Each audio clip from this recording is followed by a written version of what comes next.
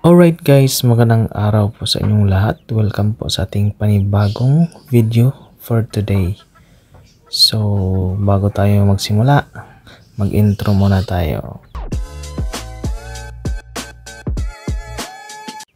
So guys, meron na naman po tayong dalawang available na Golden Sea Bright Chicken. So, pares to siya mga ka-free time farmer. So, malapit na to sila i-breed. Yung isang pares pala nakuha na sa sa tropa din natin from Tanay Rizal. So meron na lang, ito na lang yung dalawa ang natira.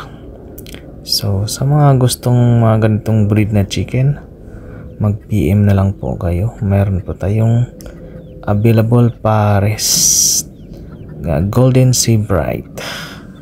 So 8 months above na to siya guys.